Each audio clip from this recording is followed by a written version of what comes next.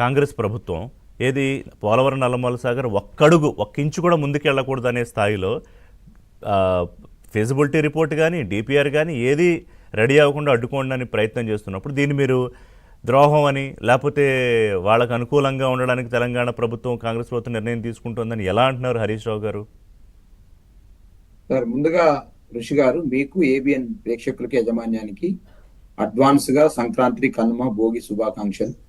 ప్యానెల్లో పెద్దలకి శ్రీనివాస్ రెడ్డి గారికి, తెలుగుదేశం పార్టీ, అదేవిధంగా కాంగ్రెస్ పార్టీ చరణ్ కౌశిక్ యాదవ్ గారికి మరి నమస్కారం. మరి ఋషి గారు మేము చెప్పేది ఒకటే అండి, ఏదైతే ఇవాళ ఆంధ్రప్రదేశ్ ప్రభుత్వము ఎన్డీఏలో భాగస్వామిగా ఉంది, చంద్రబాబు నాయుడు గారు సపోర్ట్ లేకుండా దేశంలో ఎన్డీఏ ప్రభుత్వం ఒకవైపు నడిచే పరిస్థితి లేదు. ఒకవైపు బీహార్ కావచ్చు నితీష్ కుమార్, ఒకవైపు చంద్రబాబు నాయుడు ఇలా ఎన్డీఏలో కీలక భాగస్వామిగా ఉన్నారు. బీఆర్ఎస్ పార్టీగా నేను డిమాండ్ చేస్తున్నామంటే చంద్రబాబు నాయుడు గారి యొక్క ఐసత్ను ఉపయోగించుకొని, చంద్రబాబు నాయుడు యొక్క పరపతిని ఉపయోగించుకొని ఏదైతే గోదావరి సంబంధించిన ట్రిబ్యునల్స్ ఏదైతే ఉన్నాయో గోదావరి జలాల్లో తెలంగాణకి ఎంత వస్తుంది, అదేవిధంగా ఆంధ్రాకి ఎంత వస్తుందో తేల్చమని చెప్పండి. తేల్చిన తర్వాతకి ఎవరి వాటాలు వాళ్ళు పంచుకుంటాం, ఎవరి రాష్ట్రంలో వాళ్ళు ప్రాజెక్టు కట్టుకుంటాం అనే అంశాన్ని స్పష్టంగా బీఆర్ఎస్ తెలియజేస్తుంది. రెండోది, కృష్ణా ట్రిబ్యునల్స్ మీరు చూస్తూనే ఉన్నారు సార్. 1970s వేసినటువంటి కృష్ణా ట్రిబ్యునల్, బచావత్ ట్రిబ్యునల్, అదేవిధంగా 2004లో వేసినటువంటి బ్రిజేష్ కుమార్ ట్రిబ్యునల్, అంటే 2 ట్రిబ్యునల్స్ ఇప్పుడు కృష్ణా మీద వేసినారు. రెండో ట్రిబ్యునల్ ఏదైతుందో 2004లో వేసింది సార్, అంటే ఇవాళ 2025 సార్. 61 ఏళ్ల వయసు ఉన్నటువంటి బ్రిజేష్ కుమార్ గారు ఈ రోజు 86 ఏళ్లకు వయసు వచ్చిండు, కానీ నీటి వాటాల పంచాయతీ ఇంకా తేలలేదు.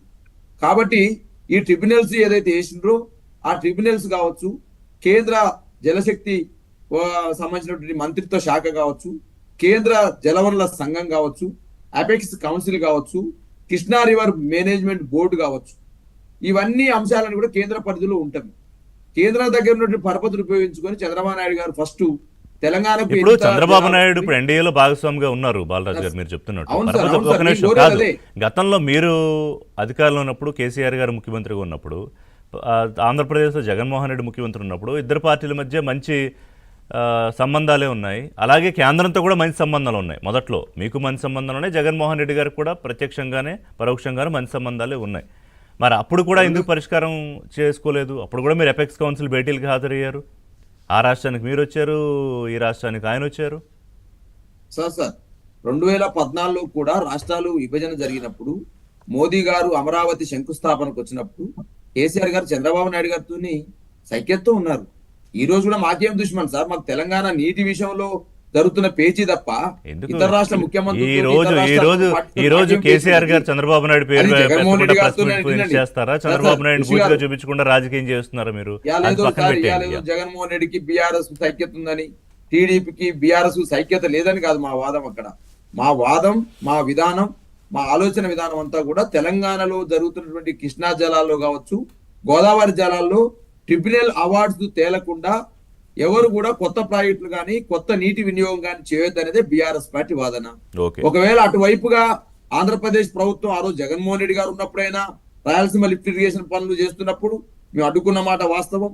సుప్రీంకోర్టు పోయిన వాటి జల సంఘానికి మరియు కేంద్ర మంత్రిత్వ శాఖ ఫిర్యాదు చేసిన మాట వాస్తవం. స్టే వచ్చిన మాట వాస్తవం. ఆ రోజు జగన్మోహన్ రెడ్డి గారు ఉన్నారని చెప్పేసి రాయలసీమ లిఫ్ట్ ఇరిగేషన్ పనులు ఆ రోజు 6,500 కోట్లతోటి పనులు ప్రారంభిస్తుంటే, అదేవిధంగా శ్రీశైలం రైట్ బ్యాంక్ కెనాల యొక్క లైనింగ్ ని పూర్తి చేస్తా ఉంటే మేము ఊకున్నామా సార్? మాకు కావాల్సింది నీటి జలాల యొక్క వివాదం ఏదైతే ఉందో తెలంగాణకు రావాల్సిన నీటి వాటర్ రావాలనేది మా విధానం. అది జగన్మోహన్ రెడ్డి గారు ఉన్నా, ఒకవేళ ఆంధ్రప్రదేశ్ ముఖ్యమంత్రిగా చంద్రబాబు నాయుడు గారు ఉన్నా మా విధానం ఒకటే. ఇప్పుడు చంద్రబాబు నాయుడు నేను మాట్లాడుతూ ఆయన ఏమన్నారంటే 2-3 సందర్భాల్లో కాళేశ్వరం కడుతున్నప్పుడు నేనేం అడ్డుకోలేదు కదా, ఎగువన కాళేశ్వరం కడుతున్నప్పుడు నేను అడ్డుకోలేదు. ఇవాళ దిగువన వరద జలాలు సర్ప్లస్ వాటర్, ఫ్లడ్ వాటర్ కోసం మేము 200 టీఎంసీలు కట్టుకుంటామంటే ఏంటి నష్టం మీకు అని అడుగుతున్నారు. మేమేమో నష్టం అంటున్నాం అంటే నీటి కేటాయింపులు తేలిజాం కట్టుకోండి మీరు. కేటాయింపులకు సంబంధం లేదు కదా. కాదు, ఎలకేషన్ వాటర్ కాదు కదా బాలరాజు గారు, ఇది ఎలకేషన్ వాటర్ కాదు, ఫ్లడ్ వాటర్ కదా. ఫ్లడ్ వాటర్ ఎవరు చెప్తారు సార్? ఎవరు నిర్ణయిస్తారు? అది కాదు కదా, ట్రిబ్యునల్ నిర్ణయించాలి. ప్రతి ఏడు 2,500 నుంచి 3,000 టీఎంసీలు నీరు సముద్రంలోకి పోతే ఓకే, 200 టీఎంసీల కోసం ఏపీ కట్టుకుంటారంటే అభ్యంతరం ఏంటి? రిషి గారు స్పష్టంగా ఏబిఎన్ ద్వారా చెప్తాను, ఇలా కన్ఫ్యూజ్ కావాల్సిన అవసరం లేదు. వరద జలాలేంటి, నికర జలాలేంటి, కేటాయింపు జలాలు ఏంటి అనే అంశాన్ని తేల్చాల్సింది తెలంగాణ ప్రభుత్వము ఆంధ్ర ప్రభుత్వం కాదు. ట్రిబ్యునల్ తేల్చాల్సిన అవసరం ఉంది. ఓకే. చంద్రబాబు నాయుడు గారి యొక్క ముఖ్యమంత్రి గారికి సంక్రాంతి శుభాకాంక్షలు. నారవారిపల్లెలో అద్భుతంగా వారి కుటుంబంతో ప్రతి సంవత్సరం చేసుకుంటారు. వారికి బీఆర్ఎస్ పార్టీగా శుభాకాంక్షలు, మాకేం పేసీ లేదు. వారికి ఉన్న పరపతిని ఉపయోగించుకొని గోదావరి జలాల కేటాయింపుల్ని, కృష్ణా జలాల కేటాయింపుల్ని చేయాలనేది, చేయించాలనేది బీఆర్ఎస్ పార్టీ వాదన. కేటాయింపులు జరగకుండా కొత్త ప్రాజెక్టులు గాని, అదే విధంగా కొత్త డిపిఆర్ రూపొందించడం గానీ. ఓకే, అర్థమైంది మీ పాయింట్. దీని మీద నేను ఏపీ వాదన తీసుకుంటా.